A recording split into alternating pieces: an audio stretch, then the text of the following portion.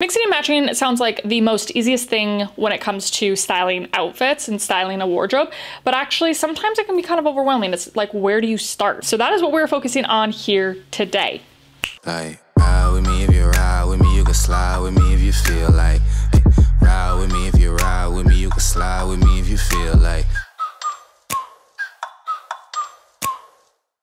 All right, hey there, fashion friends. Welcome to today's episode. I'm very happy that you've joined me here today. So this is the easiest guide for mixing and matching to always have effortless, elevated outfits. So I feel like a lot of the videos I've been doing lately have kind of been leading us up to this moment. I've been talking a lot about edgy classic wardrobes and how you can get started and how you can maintain one. So this is now kind of bringing us around, bringing us full circle to where you can really make sure that you're creating this wardrobe that is making it effortless to mix and match. All right, so let's get into this. Number one is build a neutral foundation. The reason why a neutral foundation is such a great way to start off is because it is neutral. It's so easy to build off of. It's so easy to bring in other colors. It's so easy to bring in other styles, statement pieces, bold pieces. Neutral just meaning obviously neutral colors like black, white, gray, beige, brown, khaki, ivory, cream, you know, even like dark navy, denim are also kind of considered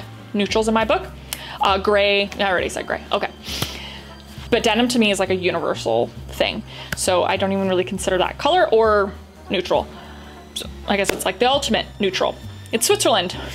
Yeah. Okay, so number two is a range of neutrals. So what I mean by this is like a range of pieces or a range of categories. If you're kind of unsure on where to start with your neutral foundation, then definitely watch my video down below, Essentials to an Edgy Classic Wardrobe, because that'll kind of give you a good start, a good jump off point of the categories you should have covered. And I'd say just kind of working within those parameters will really help you. It'll be a good little check off list. T-shirts covered, button-up shirts covered, pants covered, jeans covered. If you get a bunch of neutrals and you don't have that range of category, you'll have nothing to mix and match. You won't have outfits to put together. So it's really important to make sure you have all those things checked off. Those type of things kind of all hit a certain mark, hit a certain spectrum, and it'll help you to be able to be a little bit more diverse. Number three is a range of shapes and fits. Much like the range of categories, you want to have a range of shapes and fits because you want to have diversity. You want to have options. So if you don't have some oversized items, some tight fitting items, some tailored items, some boxy items, then you won't really have anything to play with and it can get very one-dimensional, if that makes sense. It makes it a lot easier to mix and match because you'll have those different options and you won't always look the same. Number four is layering. So I just did a video on layering. I will also link that down below. Layering is super important to kind of that diversity again, to your mixing and matching, and it's what will give like a whole range of options for outfits, which is diversity. It's basically diversity. I'm being repetitive. With this, you just want to make sure that you're being mindful of how things work together. So as an example of this, let's take an oversized overcoat. I love an oversized overcoat for the intention that I know I want to layer stuff underneath it. So that means that when you purchase a coat with that intention, you need to make sure that you're getting a coat that is large enough for that. So it's just kind of that idea of like, what do I want this for? So the idea is being proactive with your layering versus sort of reactive. So just meaning that when you're choosing those layering pieces, like how do you want to use those for layering? Do you want it to be a base layer?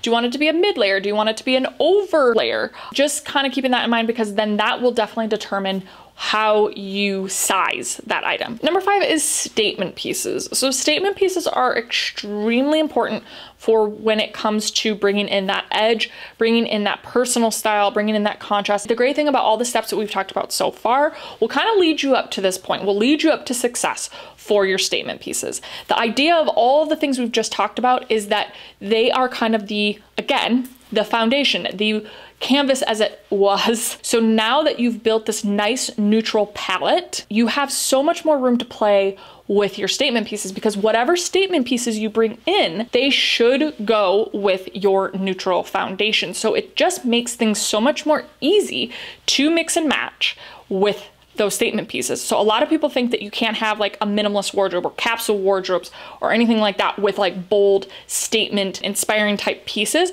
but that is just so not true because if you have a good foundation set, you can really do anything. For the most part, with neutrals, most colors, most details will go with that neutral palette. So there's nothing really to say about statement pieces other than have fun with it. And I mean, when I mean statement pieces, I mean really anything. It could be like a bold accessory. It could be a bold shirt. It could be a bold blazer. It could be anything like that. I used to be one that thought, oh, you can't bring in these bold things. You can't bring in these flavorful things. And I just think now that is just so not true. You lose the personality when you lose out on those more specific type pieces. My only piece of advice with statement pieces is make sure it's something that you truly love, that you're really excited about, that's going to be timeless for you, that it's not something that's just like a novelty, something that's just fleeting. Number 6 is inspiring accessories. Yes, so this sort of goes with the statement pieces, but I think statement pieces can be sort of anything. They can be a clothing piece as well as an accessory, but making sure that you always have inspiring accessories that really are stylistic, something that really speaks to you, but just having these sort of things on hand are such a great way to be able to maximize your mixing and matching, because you can ultimately start off with a very basic, boring sort of outfit, and if you add one of your inspiring accessories, it instantly elevates the look. Take your time with this as well. Don't force this.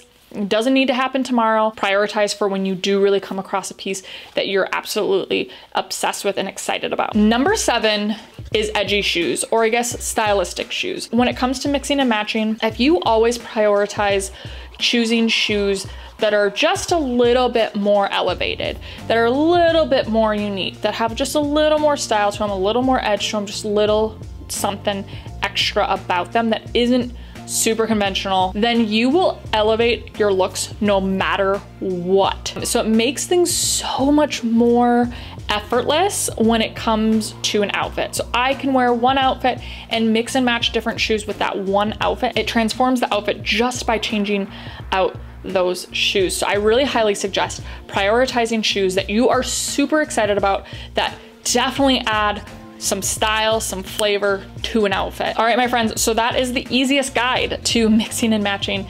And I hope that it was helpful. I hope that it kind of gave you a new perspective on mixing and matching. Kept things kind of general because I think they should be general, because I don't want you to feel like you have these like really tight parameters. You should be able to feel like you can work within those parameters in an easy way that works for you, because this is, after all about you and your style, not just my style. So if you did find today's episode helpful, you know what to do. Give me that thumbs up, comment below, share with your friends, and subscribe for future weekly episodes. All right, my friends, you have a beautiful rest of your day. Stay healthy, stay safe, love, and support each other. And we will definitely be chatting soon. Bye.